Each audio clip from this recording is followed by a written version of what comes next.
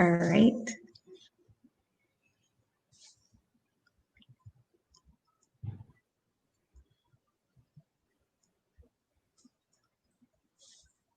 All right. Good morning, everyone. We will be getting started shortly.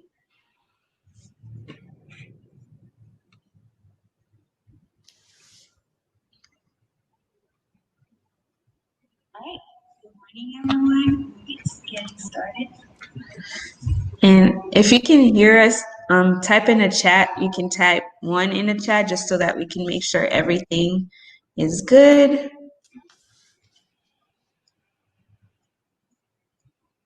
And maybe type the name of your business.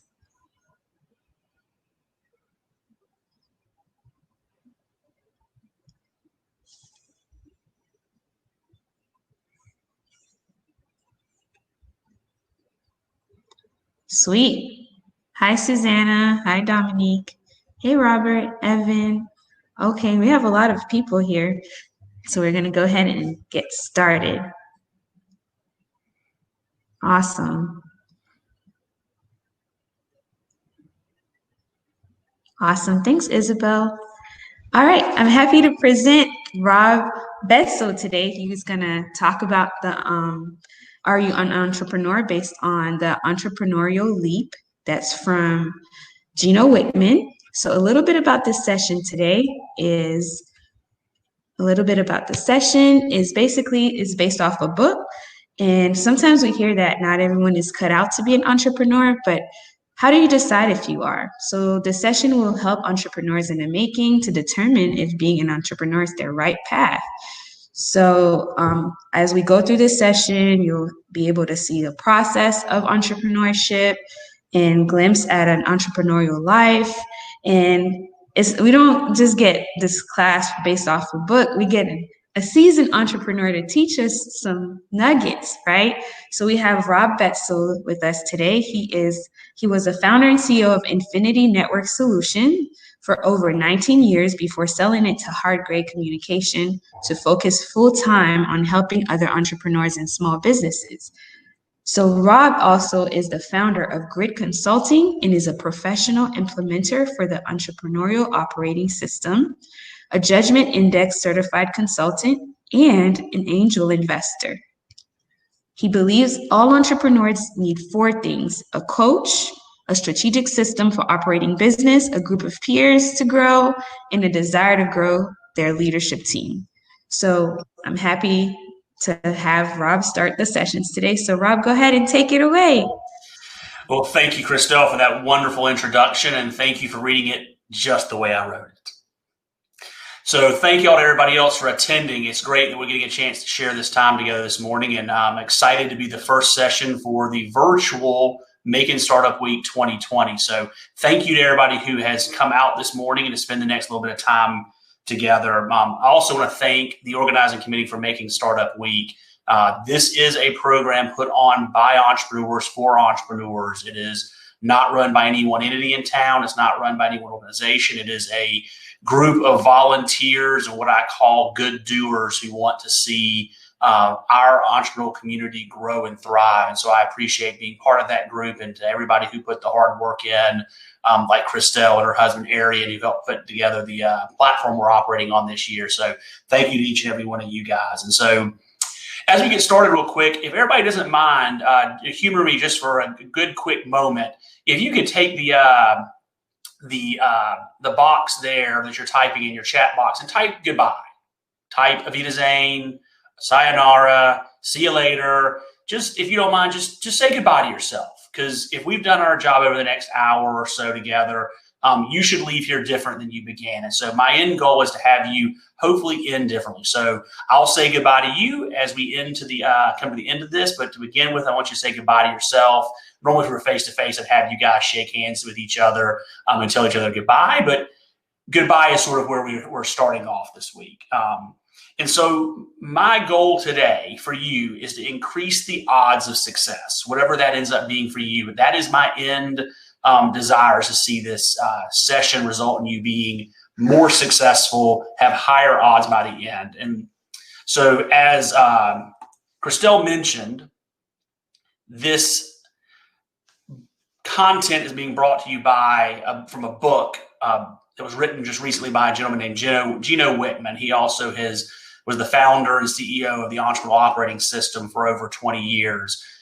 And so I have to give credit where credit is due. Much of what I'm about to talk to you about is based in a book, and it's not in theory. It's in practical research he did over 30 years and put out in a book that you can read. And so a lot of what I'm going to talk about, again, you can find inside the book, The Entrepreneurial Leap. I also put a link to some workbook sessions at the top of the chat. If you go back way to the top, I put a link to a workbook that normally be handed out to you for this kind of session. You can use that to follow along or later take notes. But Gino is an entrepreneur since he was 21 years old. At 25, he took over his family's business and turned it around and sold it. Shortly thereafter, he created the Entrepreneurial Operating System, which is a system that I help other entrepreneurs and business owners implement. He's worked with over 135 companies, delivering what he refers to as 1,900 full-day sessions or full-day work days with those businesses. And so he took his 30 years and he wrote the book, The Entrepreneurial Leap, and he has basically devoted the remainder of his life to helping entrepreneurs in the making get a huge jump start. And Gino says, you can see there, being an entrepreneur is not something you do, it's something you are. And I absolutely agree with that. And so we're going to work on that together. And so I want to let you know, I come from the future. I come from your future for many of you. I have spent the last 20 years roughly running a business to grow it and ultimately sell it. And so I've experienced much of what many of you will go through in your entrepreneur journey, both the good and the bad. And so I'm now privileged to be able to spend my time helping other entrepreneurs get what they want from their business. And so I'm going to share a little bit of what I learned and a lot of what Gino learned over his 30 years. And so I put up a couple polls. If you also don't mind checking out the polls, I'm hoping I can see where you guys had started answering those polls. And so the first poll is, are you an entrepreneur? Are you 100% sure you're an entrepreneur? Not sure yet? Or you're absolutely not an entrepreneur? And it's okay if you're not. You might be here just interested for somebody else. The other poll is, I'd like to find out is, have you started your business yet? So yes, I've started and I've got at least $1 of revenue, or no, I'm still in the idea phase and I haven't started yet. So my goal is to find out, sort of where you are in your journey as we go through this conversation, so I can help continue to tailor this talk to you guys. So if you don't mind clicking on polls and going and looking there, that'd be fantastic. So what I'm going to share with you today is both a little bit unconventional and with a lot of people probably a little controversial. Again, my first controversial and conventional statement is you either are or you are not an entrepreneur. It's not something you do, it's something you are. And so you're born that way. There is no nurture for entrepreneurship. And I'll share with you why I mean that throughout the next bit of time. So, first statement is you are an entrepreneur, yes or no. It is not something you're going to develop. You're not going to magically one day wake up an entrepreneur. Michael Dell, who founded Dell Technologies, Dell Computers, had a quote. He said, I'm going to read it. It said, people ask me all the time, how can I become a successful entrepreneur? And I have to be honest, it's one of my least favorite questions. Because if you're waiting for someone else's advice to become an entrepreneur, chances are you are not. So I'm hoping many of you here are going to be in the camp of the R. But again, if you're not, I want to talk you out of it. I want to talk you out of the pain and the suffering you're going to go through if you are not truly an entrepreneur who's not cut out to do what is necessary. And today we're going to talk a lot about the 6 key traits of being an entrepreneur. So this talk is not about how to get your product in a store. This is not about how to develop your service. This is not about how to find your customers. This is going to be about whether or not you should start a business. And if you have started a business, whether you should continue on that journey. So again, I talked about the 6 key traits. Those are the 6 key traits that every entrepreneur, every true entrepreneur possesses. And if you have those key traits, you'll find your customer. You'll discover what your product is, and you will find a way to get your product or service into the market. By the way, being an entrepreneur is not what it's cracked up to be. Most of us will tell you all the glowing great things, but to be honest with you, it's hard work. It is hard damn work to be an entrepreneur. You have long hours, lots of problems, lots of risk, lots of stress. And again, most people aren't cut out to take those things on. Most people aren't truly cut out to take their idea and scale it all the way to what it is. Now, if you haven't realized, I'm not here to be a motivational speaker. I'm not here to tell you you can do it. I'm here to convince you that either you can or you cannot based on your own input, your own thinking. So, again, it's either you have these traits or you don't have them. Either you are or you are not. And if you have them, hopefully what I'm going to share with you today will motivate you. It won't be motivating for those who don't, but for those who do, it should motivate them. So I guess I should share something positive as quickly as possible. But before I do, I have to start with the basic premise. The entrepreneurial traits, entrepreneurs have been around for thousands of years, and the traits that make them successful are around for thousands of years. And there are things that change over time and things that don't change over time. And so the things that change over time are the mechanism of communications. We used to use smoke signals. Then we started using Morse code. We used to ride the Pony Express around the country. Now we send emails. Eventually they're going to send things telepathically to people. But our mechanism of communication, how we market and sell, changes. The other thing that changes is the product and services. We used to sell horses and buggies. We sold Model Ts. Now we sell electric cars. Eventually we're going to sell teleporters. But when the services we provide to them, those things change. Those things change over time. There are things that don't change. And so what doesn't change? People have wants and needs. The good thing, the human race wants and needs a lot of things. And so there will always be people who have wants and needs. And there will always be entrepreneurs who have ideas, dreams, and solutions. The amazing thing is entrepreneurs existed 1,000 years ago. They'll exist 1,000 years from now. They will always be bringing their ideas, their dreams, and solutions to people who have wants and needs. The other thing that doesn't change is creating a solution that's hard. It is very hard to create a solution that people want and need. And so we've got to be very focused on the hard work that it takes to create a solution. By the way, starting a business is even harder than the solution. And starting a business with people is even harder because now you have other people's opinions and inputs that are going into basically your idea, your solution. The other hard thing is you got to persuade people. Things that doesn't change is that you've got to persuade people to basically buy your product or service, to work with you to help move your idea forward. And again, the 6 essential traits that go into being an entrepreneur, those don't change either. These are base tenets that will exist no matter what. And so if you think about the entrepreneur journey and sort of what it looks like, there's a continuum or a range. Let me back up a step. So there's 3 things we're going to go through today. So 3 steps we'll go through today is we're going to help you guys first confirm whether you're an entrepreneur using the 6 key traits. Are you an entrepreneur? Are you somebody who should be on this journey? And if you're not, let me tell you what you should do. You should find a great entrepreneur to work for or work with. If you don't have enough of the depth in the key 6 traits, it's okay. There's an entrepreneur out there who needs people who share the visions and dreams they have to help them move forward. And if it's a case where you don't have them, look for one you can join and help them move their story forward. So we're going to first confirm things. Once we've confirmed them, then we're going to take a glimpse. I'm going to spend a little bit of time talking about how you can take a glimpse into what your life may be like and what your business, if you are an entrepreneur, might be focused on, what it should be focused on, and what the good and bad of that will be. The last part we're going to talk about today is sort of the path. What is the path you take in your entrepreneur journey? And so my hope by the end of the day is we'll have gone through this next about 45 minutes, confirm whether you are, give you a glimpse of what that path, your journey might look like, and then what the path might take. Now, getting back to the statement I made a minute ago, there's a range. It's an entrepreneurial range that people go through. And so when I think about an entrepreneurial range basically starts from self-employed. So these are your journeymen, these are your plumbers, these are your side hustlers, your solo entrepreneurs, your freelancers, your lifestyle business, even your consultants, and your people who own maybe one franchise location or a muffler shop. That's one end of the entrepreneurial range. The other end is what I refer to as the true scale entrepreneur.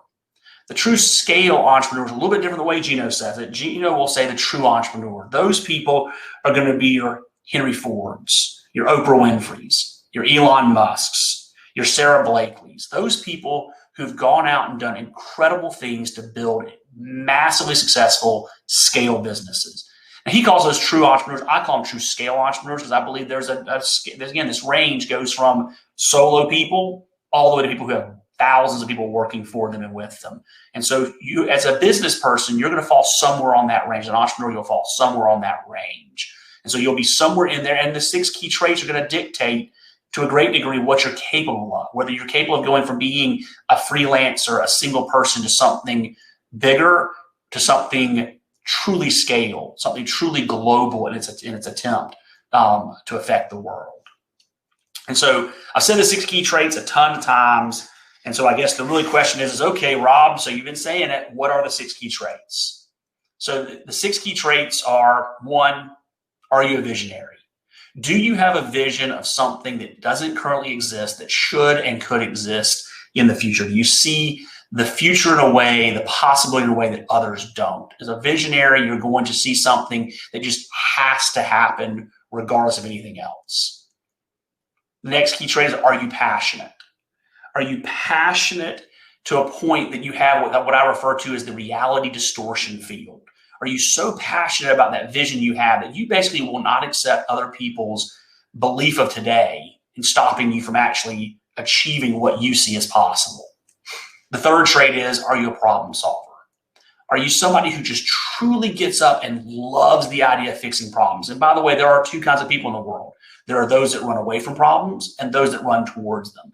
And a true entrepreneur is going to run towards problems, both inside their business and outside their business. They're going to want to fix things, to solve things, to bring a fix and a help to other people.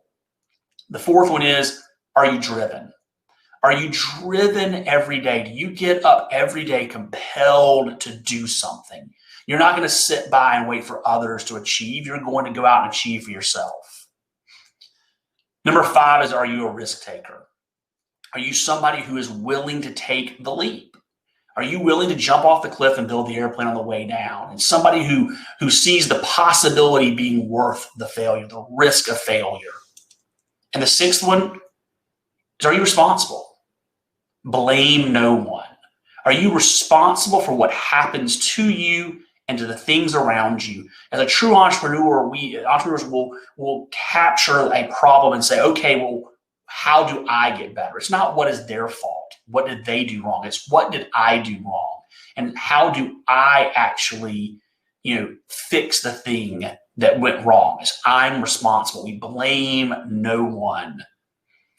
And so again, 6 key traits. We're going to go through these in a little bit of detail for each one of them. So, and by the way, if you go to e-leap.com, most of what I'm going to talk about today, there are tools and resources there. And there's actually an assessment that will take you to a deeper version of what we're going to talk about today. Don't do it right now, but when you've got about 30 minutes, if you really want to go deep and say, am I an entrepreneur, there's an entrepreneurial assessment at e-leap.com that Gino put up that'll actually help you go through that and help others. And quite frankly, I would tell you, you could take high school kids and give them the assessment to see if they have the inherent traits within them.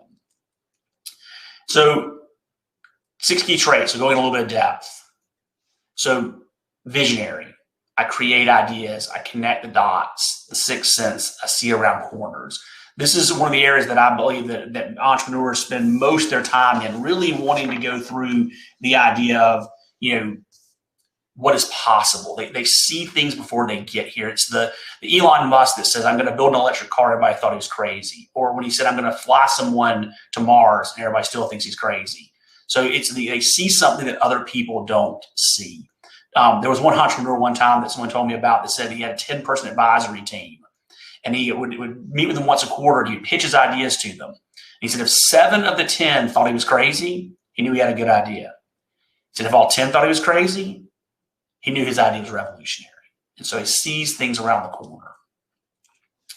Again, you have to have a product. You have to have a passion for your product. You have to have a strong belief. You want to fill a void. You have to be somebody who gets up every day and looks to help people, to help bring that solution to life, to help bring that vision to life. Creative problem solving is somebody who truly who loves to get up. You're an optimist. You see things as solutions. You don't see the problem. You see the way to make things better, and you're okay with setbacks. There are entrepreneurs out there who fail many a times. Where they say Edison said that he didn't find the way to make the light bulb. He found 999 ways not to make the light bulb. And so you have to see the idea of it being possible, what you could do.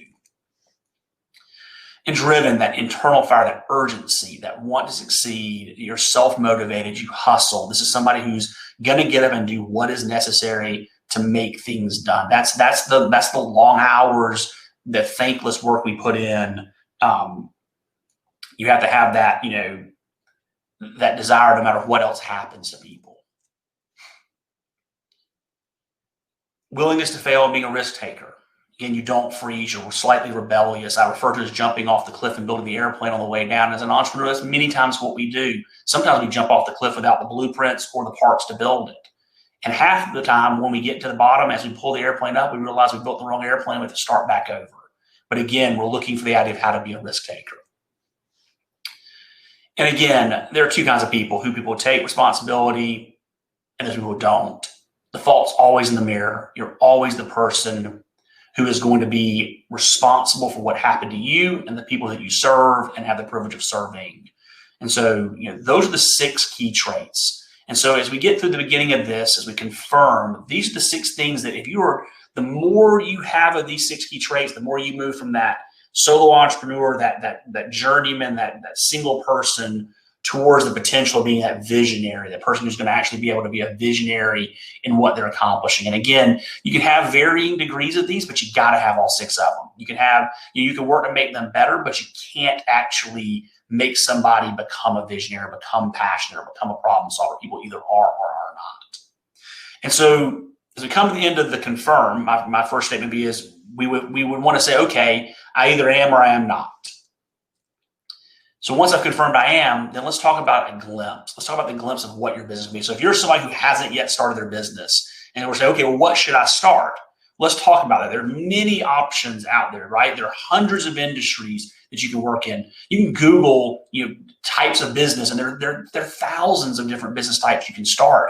And so there's thousands of industries you can focus in. And so you first want to think about, okay, well, what industry I want to be in? And so you can sort of think about that. Do I want to be in the, in military? Do I want to be focused on service businesses? Do I want to be focused on financial? Do I want to be focused on insurance? You want to think about what does I want to be focused on industry-wise? And then do I want to deliver a product or service? The next thing is, do I want to deliver products or service to those people? I've always been a service-based person. I love serving others, and so I focus on service. But there are people out there who create incredible products that we didn't know we needed, right? Steve Jobs built products and told us we needed them before we knew we needed them. So are you somebody who's going to be focused on product or service? The next thing is, do I want to sell B2C or do I want to sell B2B? And those are 2 radically different things, right? Do I want to sell to other businesses or do I want to sell this to the end consumer, the end person who consumes the product? And there's neither good nor bad. There are people who love working with that end person. There are people who love working with businesses. Do you want to be a premium low volume provider or a low cost high volume provider?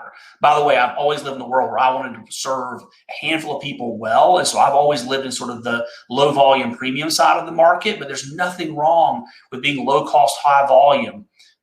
Gino talks about the book about an entrepreneur he works with that sells light bulbs. So this guy gets up every single day and is excited to sell thousands of light bulbs to people. And he said if he can get a penny of profit more out of a light bulb, he just is ecstatic. And that's somebody who loves the idea of volume distribution and high volume at a low cost. Again, on the other side is, hey, I want to sell something that has a very high premium, and I'm going to sell it to less people, but that's what I'm passionate about.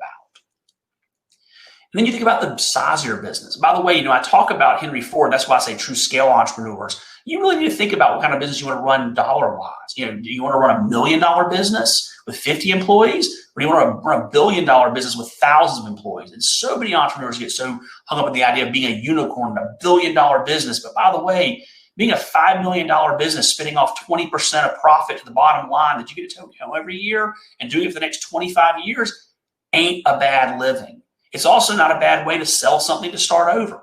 But again, you got to have an understanding of how big do you want your business to be? Do I want it to be, $1 million, 50 employees? Do I want it to be $1 billion and thousands of employees and global? I have to travel all over the world. And you really need to think about that. And again, as I said, number of employees is really tied to profit side of things, revenue side of things. The more your revenue, the more employees you have to have. Some people don't want that many employees, and that's okay. But it's really understanding your options and thinking about what is it do I want to have? Who do I want to serve? How do I want to serve them? Do I want to be in B2B, B2C, premium, volume, dollar size? When I sat out to build my business, I never thought about building a $1 billion business. I always thought about building a great local provider of service to a handful of great companies who needed what I did and valued it highly. And that's what we set out to do. And we did that successfully because we were very intentional with that. And I always said I never wanted more than 49 employees. I didn't want to ever hit that 50th employee and have a size and scale where I had to deal with that new version of all the rules and regulations. And we were very intentional with that. So once you decided you are an entrepreneur, you confirmed it, 6 key traits, you sort of got an idea, okay, this is sort of maybe where I want to be in the industry. Let me give you a day in the life. Give you a little bit of the dream, right? So I'm going to paint you a picture of the dream day. This is how I think every entrepreneur should be. You wake up at your time, whatever that is. By the way, no one ever said you had to start at 5:30 every single morning. If you don't start your day till 9, hey, your perfect dream, you start your day at 9 o'clock. Some people start later, some people start earlier, but you wake up and start your day at your perfect time. You go into an office where there are committed, passionate employees who share in your vision of whatever it is you do. And they're there to do the hard work that helps you achieve that vision that you set out with. You meet with your team on the same day at the same time every week, and you solve real problems. You work on real critical issues with your team, and you're focused on getting things done. Then you get to spend 30-40% of your time with your customers. You actually get to spend time with your customers so that you can actually understand what you're doing to serve them and how you can do it better or maybe do more of it. Every entrepreneur is going to spend in a given week probably solving 3 to 8 true problems. We're not about little things like what color the t-shirt should be for the employee picnic, but truly impactful problems. You're solving things that are making your company run better. Then you focus the remainder of your time working on exciting projects that help your company and your employees and your customers get more, and your company is thriving and moving forward. Then you get to pay yourself and your employees fairly. You actually get to pay yourself. You get a salary from the business you run, and you pay your employees fairly. You're not paying them below market. Quite frankly, in many cases, you're paying them above market because that's what you get to do because it's a fair wage, and both you and your employees deserve that in that perfect dream world. And then after you've paid yourself that salary for the job or jobs you do, there's profits to distribute. There's actually profits you can distribute to yourself as an owner and to your employees possibly as bonuses. And then you're home with both time and energy for your family and friends. That's what the perfect dream should look like to you. If you're an entrepreneur, that should be the panacea of what your perfect dream day should look like. Your dream work, your dream life as an entrepreneur should look just like this. This is where you should want to get if you're glimpsing forward to like, what could I have as an entrepreneur? So let me share the nightmare with you. And by the way, there are so many entrepreneurs that live every single day of their life in the nightmare I'm about to describe to you. They have unengaged, dispassionate employees. Employees show up for a paycheck. They do what is necessary not to get fired. They irritate each other and you as an owner every single day.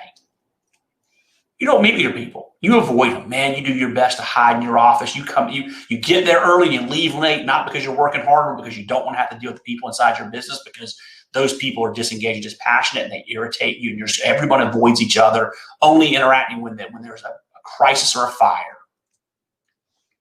And that's the only time you meet. The only time you get together in a room with your employees is when there's a crisis that has to be solved, because if you don't solve it, the business will be gone the next day. Your employees do not know what they're doing. There's unclear roles and responsibilities. Everyone thinks that somebody else is responsible for something else because they don't know what they're supposed to be doing, what others do. Because of all that, you're working 24/7. You're having to do 3/4 of everybody else's job. So you're working nights and weekends, and you're going on vacation, and instead of disconnecting and spending the time on the beach, you're back inside the condo answering questions, sending emails, doing quotes, solving problems because no one else is there to do it. And you're probably charging the lowest price in town because that is the only way you can keep your clients. The only way you can keep them is by being the cheapest guy. When they call and tell you they found somebody cheaper, you lower your price. It's a good possibility your friends and family fed up with you. Your friends don't come around anymore, and quite frankly, your spouse and your kids, they've groaned and bemoaned the fact that you work. They don't celebrate it. They're not excited about what you do. They're just tired of having to deal with you and having to deal with what's going on with that. So there are 8 critical mistakes that help people go from having a dream life to a nightmare. And so I'm going to share those. We've got about 30 minutes left. And by the way, if you have any questions, feel free to type them in the chat. I know Christelle is helping me monitor that. So towards the end, but if there's any kind of anything you want to ask, anything I missed along the way that you're thinking about, please feel free to type those in. And again, I'll try to leave about 10 minutes towards the end to talk about that. So I know I've dumped a big fire hose on you, but I'm going to actually go through these 8 critical mistakes pretty quickly. But there are 8 critical mistakes that every entrepreneur who is not living their dream life make. Number 1 is they don't have a vision. They don't have a written down vision of where they're trying to go and why they're trying to get there. There's nothing documented that helps other people share the understanding of what that business was started for. They're just there. They're getting up every single day and they're just making the donuts. I don't know if you remember the old Krispy, I think it's Krispy Kreme Dunkin' Donuts commercial where he got up every single morning and said, "Time to make the donuts." So many people are actually getting up as entrepreneurs and just making the donuts. Second mistake is they hire the wrong people. You start out, you're by yourself, you get that first thing where you have that first employee, and what do? You go out and you hire your brother, your sister, your cousin, your spouse, your children, the guy off the street over here, because you just need somebody. And you're so desperate for people that you don't think about what the right person who has the right capacity and the right desire and shares the right values with you could and should be. You're not spending enough time with your people. You're not spending enough time with them, helping them understand how their success connects with your success and how their work serves your clients. You're avoiding them. You're not spending a significant portion of your time and energy actually investing in the people that are doing the work for you. And you don't know who your customers are. You don't truly know them. You haven't spent any true time understanding them. You're so busy just trying to keep the baling wire and the duct tape together and just keep the thing rolling that, man, it's just basically a mess, and you don't know who those customers are. And so you really need to spend more time understanding who the customer is. I mentioned a minute ago, you're not charging enough. Dan Sullivan, who's actually the founder of coaching companies, most successful entrepreneurial coach in the world as far as I'm concerned, he says that when you set your price, you should set it to the most terrifying number you can think of, plus 20%. So you really need to understand that you need to sell at a price that you can afford to. 10% more for many businesses, the difference between losing 5% and making 5%. There's a TED Talk that Casey Brown did, Know Your Worth. If you haven't ever watched the TED Talk, Know Your Worth by Casey Brown, you should do that. It will radically change the way you think about how you price things. Number 6 is not staying true to your core. You really have to stay true to where you started. So many businesses get so busy doing whatever's necessary to make $1 that they don't stay focused on why they started. They get so busy going all over the place and not staying true to why they started. Anyone can do anything. Only a few can do one thing. All greatness comes from focusing. So how great can you be? So by staying focused on what you're truly there to do, instead of getting all over the place, shiny object syndrome. Number 7, man, this is one of the ones that I think most entrepreneurs are so busy being visionary, so busy thinking about the idea and just running all over the place. They don't know their numbers. They don't know those 5 to 15 key weekly and monthly metrics that help them understand things. They don't have a budget. They don't understand their expenses. And most entrepreneurs, this is the one we're most terrible at. Like, this is the one we just don't get. Gino talks about the fact that he still doesn't understand his numbers 30 years later. He hired somebody to basically tell him whether it was good or bad. He's like, look, I just don't understand. It's not what I do. I'm going to hire somebody I can trust to tell me. But you need to understand those core 5 to 15 metrics that let you know whether you're heading towards a cliff or whether you're heading towards a promised land. And so you need to know those numbers. And the last one, this is the one for your employees. You've got to have crystal clear roles and responsibilities. You have to make it clear what each person is, what seat on the bus they have, and what they're responsible for doing in that seat. And if you do that, it makes it so much easier for your employees to buy in and be part of what you're trying to do. If you don't, then you're going to be losing people, constantly having turnover, people heading off for better jobs because they don't understand what they're there to do.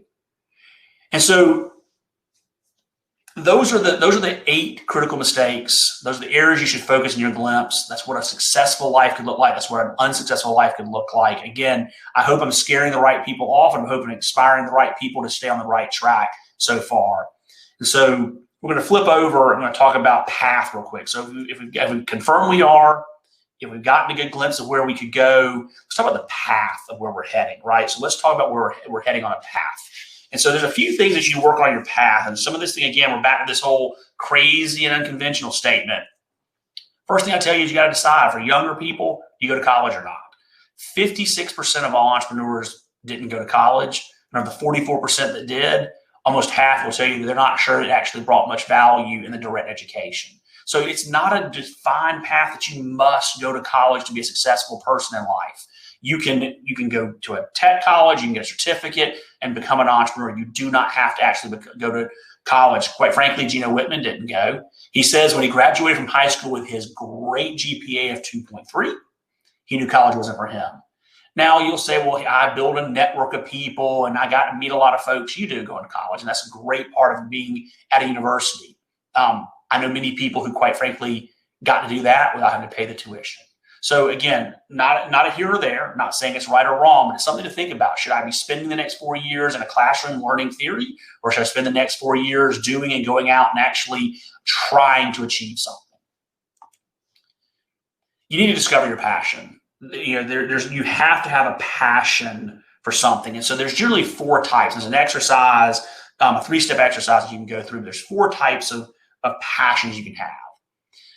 Most passions start with the customer. You're passionate about your customer, about the customer themselves.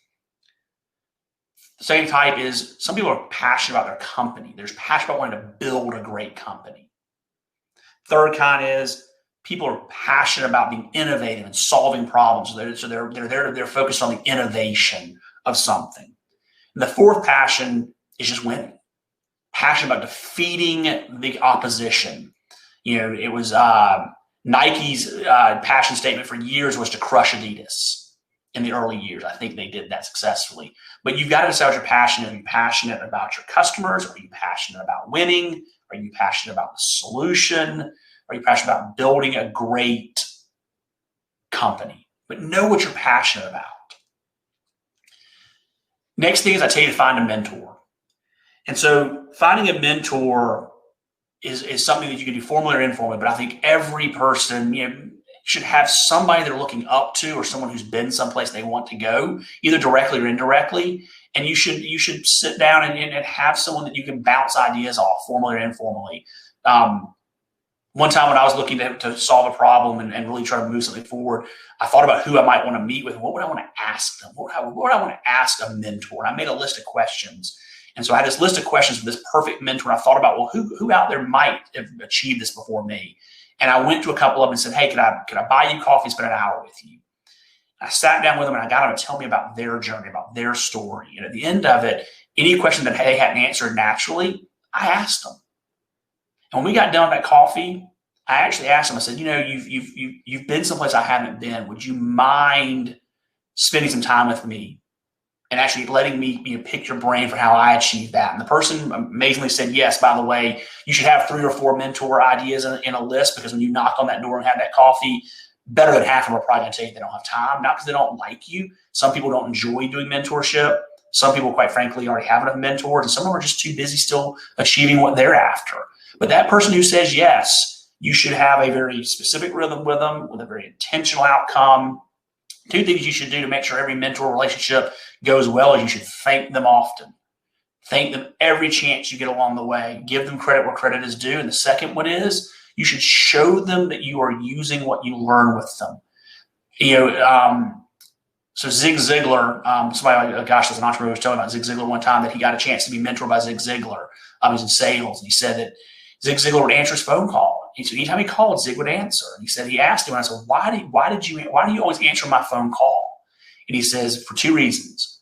1, because I hear from you, and 2, because I hear about you. And the about you part is the fact that he was hearing that what he was sharing with this person was actually being used in a way that was benefiting them. And so they heard about the work they were doing together. So again, have a mentor, be intentional.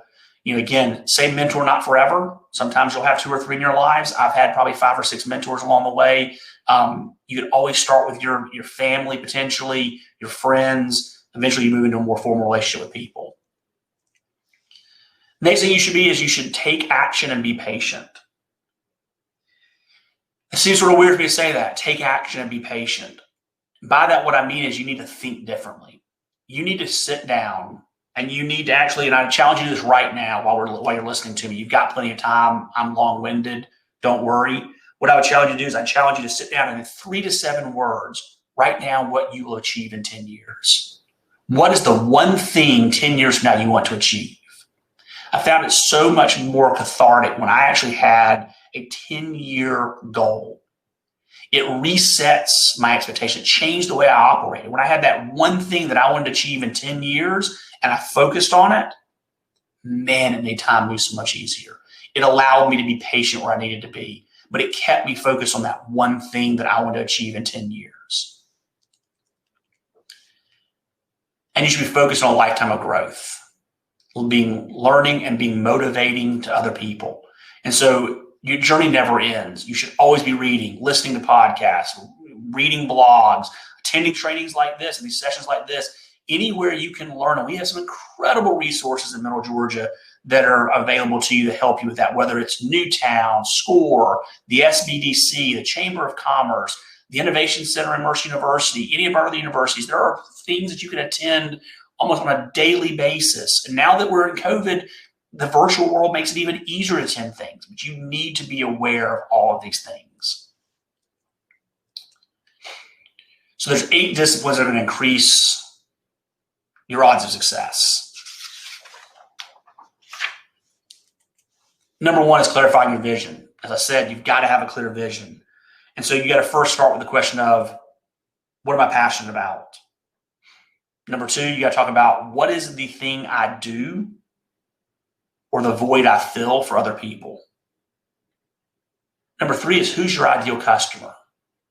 What I found is that so many people get so busy doing so many things for so many people, they don't know who the ideal person is, that their one thing they do well can be of value to.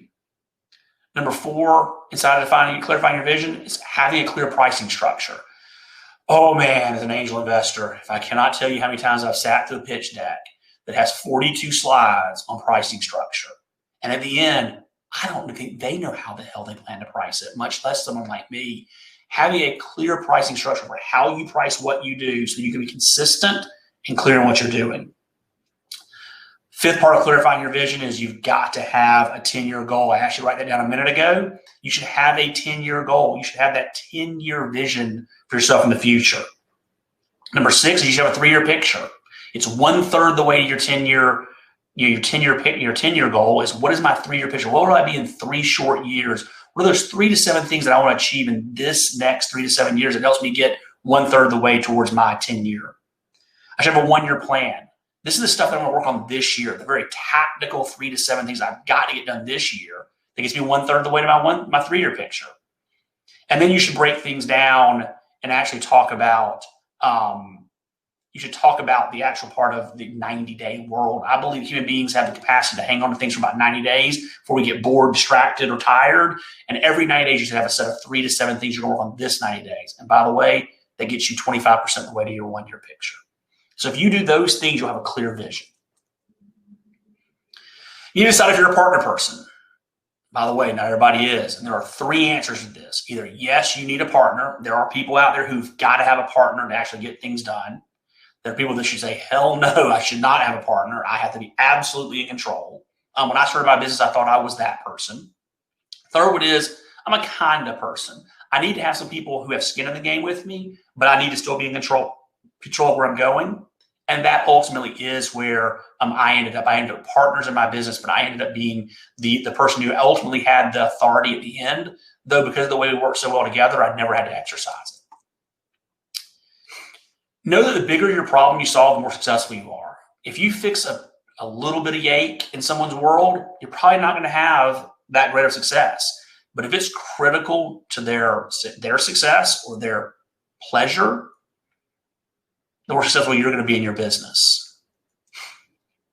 Get feedback from your customers and clients early and often. You cannot spend enough time with your customers and your clients understanding what you do well for them and how you can do more of that for them. The other discipline is you better have a plan B. I think every entrepreneur who started will tell you somewhere along the way they pivoted. Maybe a little bit, maybe a lot, but your plan A, I promise you, will not be where you end up. You will have a pivot somewhere along the way. You need to be prepared with that pivot, with the idea that I'm going to have a plan B always. Be prepared to work hard, really hard. I can't tell you how many long nights I suffered, how many long days I worked hard to move my business forward. Tommy Caldwell says, I can suffer for and focus on things longer than anyone else. That's what you have to be prepared to do. I have to be prepared to work hard so I eventually can work smarter and grow my business. Number 7 is you take criticism with a grain of salt. Again, people are going to doubt you. People are going to tell you you're crazy. Then you've got to consider it, but you also have to consider it with a grain of salt because, quite frankly, if you've got a vision and a passion, you see something they don't, you should never let them dissuade you from what you're trying to accomplish. And number 8 is you've got to see it every night. When you go to bed, you've got to go to bed thinking about the fact that you want where you want to be. What's that passion, that vision, that 10-year directions? Every night I actually want to achieve that greatness. So I'm going to go through the next couple of things pretty quickly because we're running out of time here, but I do want to make sure I get through all of them for you. So there's 9 stages of building your business. So when you're building your business, there are 9 stages. First stage is generating cash flow. The funny thing is, so many people are with their entrepreneurial dreams. They're so busy dreaming and thinking about it, they don't go out and do it. My admonition to you is go sell one. And once you've sold one, go sell 2. Once you've sold 2, sell 10. And once you've sold 10, sell 100. But go sell some. You've got to generate cash. You've got in a business. We are not a charity. We're here to generate revenue, profit for ourselves and others. So we've got to go out and do the thing. Don't sit around so busy tinkering with it that you actually don't move it forward. The next stage is eventually, if you truly are a visionary entrepreneur, and by the way, it's somebody who's high on all 6 traits. This is sort of, I'm not tooting my own horn, but it's sort of where I was. You need to find an integrator. We say hiring an integrator, but you need to find an integrator. I was fortunate that my business partner, my brother, was an integrator. This is the person who loves the orchestra.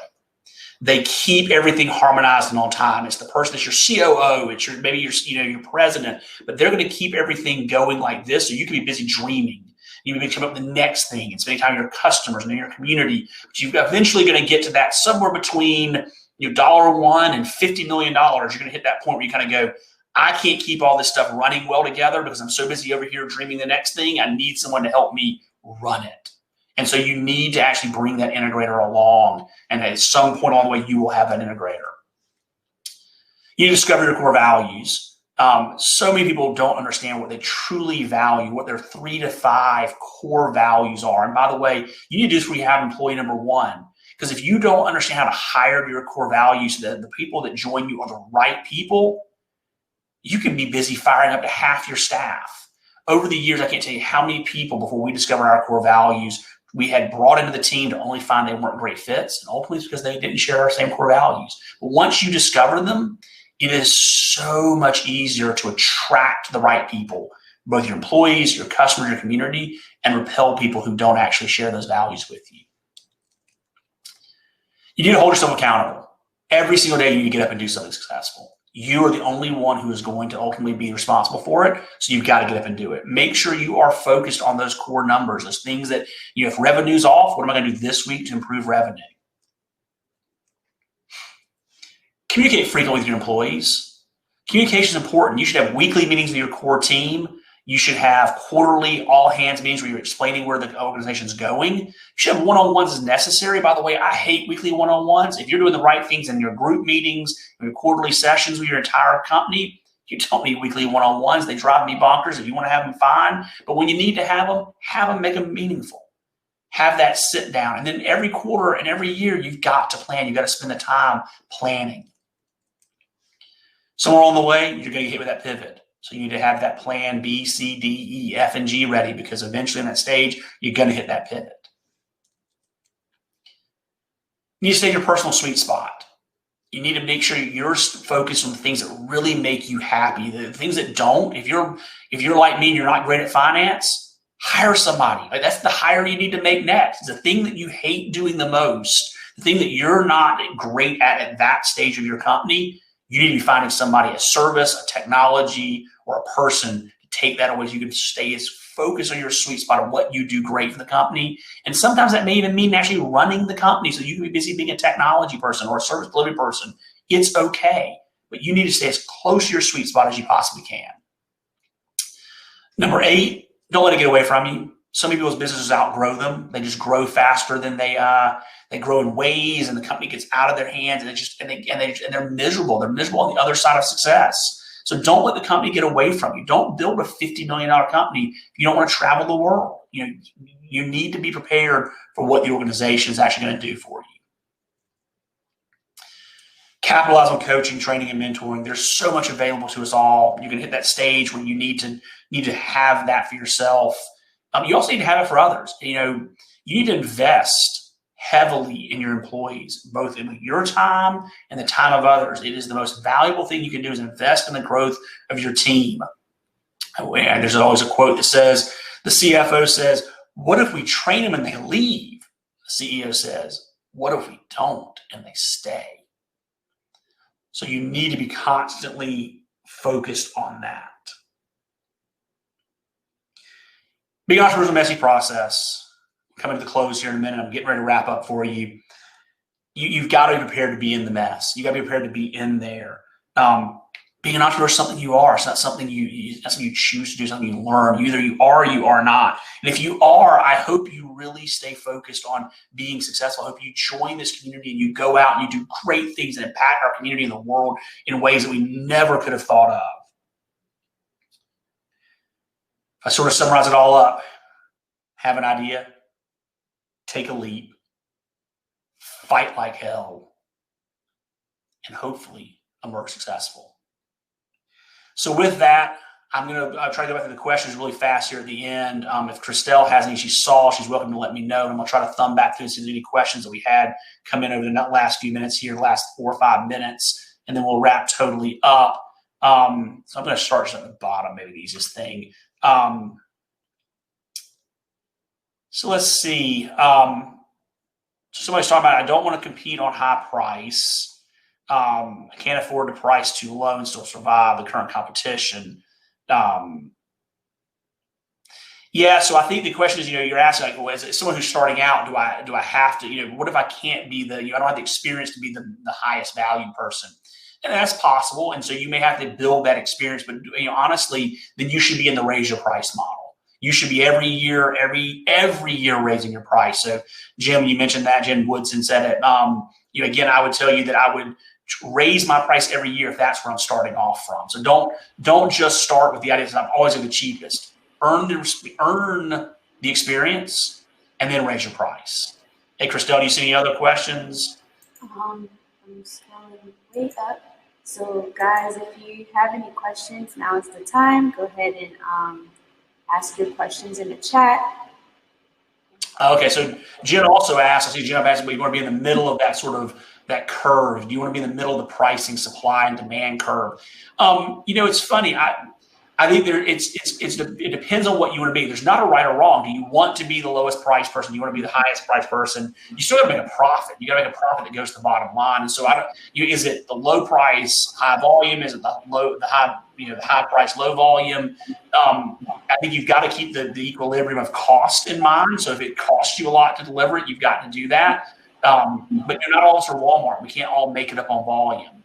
I think back to when Basecamp first came out with their product on the iPad. I think it was the first $99 app. And Fred Fry was asked, like, why are you charging $99? If you charge $9.99, it would be, you have 1 million customers for this thing. He said, if I charge $99, I'll have 100,000 and I'll have 900,000 less people complaining about it because people value it that much more. So I think it's a value conversation too. I think that was the only question. Okay. So let's see.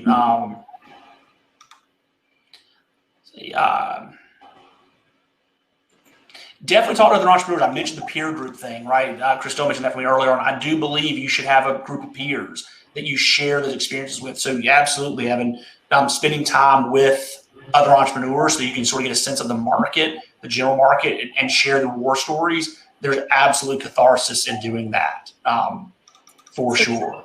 You have a question from Trudy. How old were you when you knew you were entrepreneurial, and how many businesses have you started? Wow. Okay. So that's a good question. I started my first business when I was 23. I was working for another IT company and decided that it was time for me to go out and do it my way. It was a case of like I was compelled to go do this. It was something I was compelled to do at 23. I grew up in an entrepreneurial family. It's something that I think I always thought about. I didn't know anything other than being an entrepreneur. My father was a dentist. My grandfather owned a successful insurance practice. My other uncle was a CPA. My mother's family owned gas stations and dairy farms. And so I grew up where that was just where you owned the business you worked for. You didn't work for others. So I think I was always ingrained to sort of be entrepreneurial. So I have started and founded Infinity Network Solutions and sold it. I've started Grit Consulting. I've had the pleasure more than starting a lot of my own businesses since Infinity, because I had such a focus there of growing that company, was helping others run their business. I've had probably a good 24 businesses I've either been invested in or involved in that were other entrepreneurs where I think I've provided an impact that I wasn't on the named check group specifically. So that's sort of the success I've had as an entrepreneur. Very early on, I was very entrepreneurial. I always was working. I was always looking for a way to make money, whether it was selling candy, whether it was working at the farm, whether it was raking leaves. Don't let my dad that. I never raked his leaves. He wouldn't pay me. But anything I could do to make money, anything I could do to go out and be just engaged in that part of the community. So I have a question for you, Rob. Okay. As an entrepreneur, what is a quote that you live by, especially in the transition of markets like that we're experiencing now? Wow. There's so many good quotes. I think a mantra I live by, I'm sure it's a quote someplace. The only thing inevitable is change. And if you don't love change, learn to love irrelevance. I don't know who ever said that first, but I believe in that. If you need to learn to love change, or you will become irrelevant. That is probably something I've always embraced, the idea that I love change. I'm one of the few people in the world I think that truly enjoys the idea of being all over the place. Another one of my favorite ones of late has been the quote that said, I think it was a General Patton quote that said, "The middle of anything sucks." No. His is if you're in the middle of hell, keep going. That's the way he said it. If you're in the middle of hell, keep going. And so I think there's just times that just you gotta grind it out. So I've always been that and that person just says sometimes you just gotta keep going. Okay, so best books.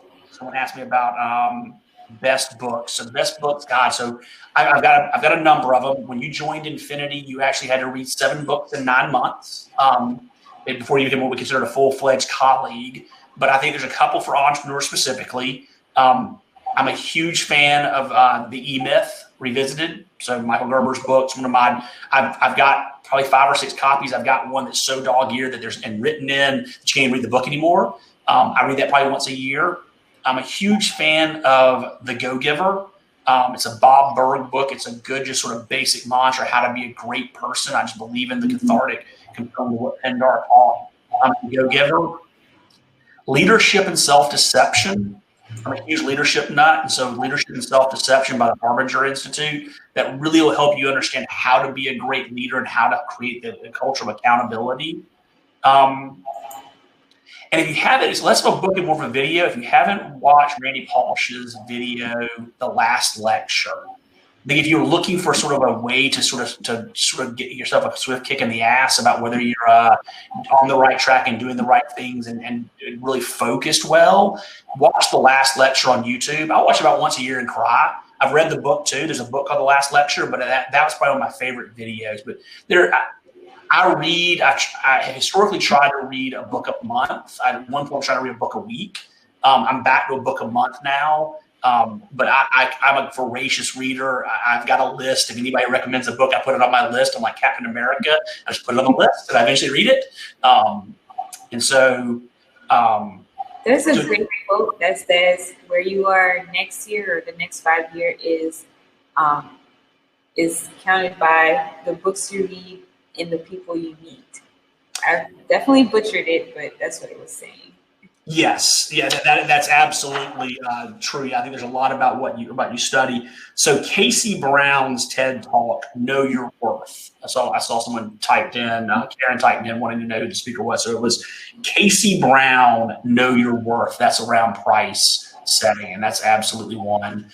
I haven't flipped the last slide here in a second. Let's go back to this one. So if you want to get in touch with me, I'm always available. I do my best to answer as much as I possibly can, as fast as I can, sometimes a little bit slower than I would like, but you're always welcome to email me. There's my email address. I'm on LinkedIn in case you want to connect with me there. I love connecting with local people and trying to keep up with what all is going on. I'm a board member for SparkMacon, so if you're looking for another place, I didn't mention them earlier, to get involved, SparkMacon's an entrepreneurial MakerSpace, co-working space that I'm part of out at Allied Industrial. Would love to have people you get involved there. There are lots of great places and spaces. Find the one that works for you. I'm one of the people, while I talk a lot about SparkMacon, I love the fact that the web exists. I love the fact that Newtown exists. I love the fact that the office of College Hill exists. I know we're trying to all stay away from each other, but I will tell you that you can't go wrong finding a place in the community to spend time in. And then again, e-leap.com. That's Gina's book. Again, I have to give credit where credit's due. I am getting a chance to give a talk based on some incredible content by one of the smartest people I know in business. I lived the entrepreneurial journey through EOS, which is his first book, Traction. This book, I think, is a great, the E-Leap is about getting you from 0 to 10 employees.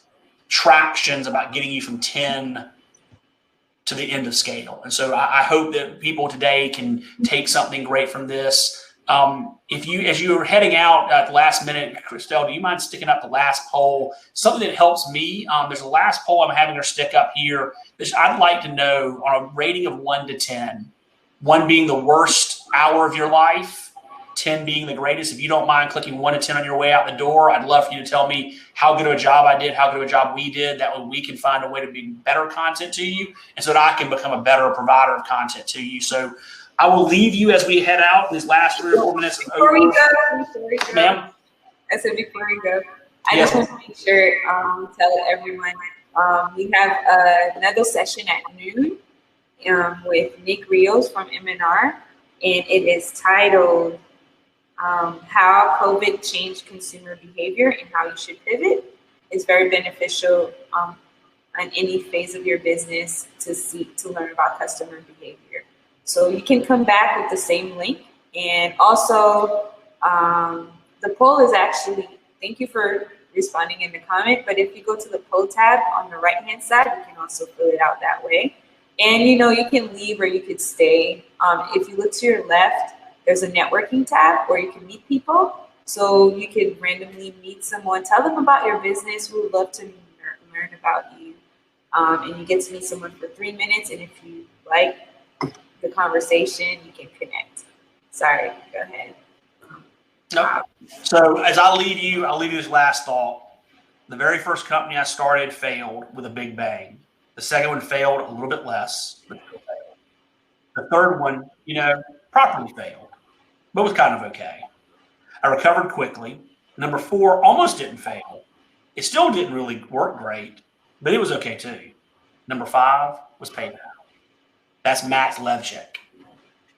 So don't give up. If you're an entrepreneur, you may not make it in your first pass. Your fifth one might be PayPal. So I wish you all well. Thank you again for spending time with me today. I look forward to seeing you guys in additional sessions, and I hope to see you more virtually and eventually more face-to-face. Christelle, thank you again for allowing me to be here and help you out with it today. And with that, I guess we will close out the session. All right. Have a good one, everyone.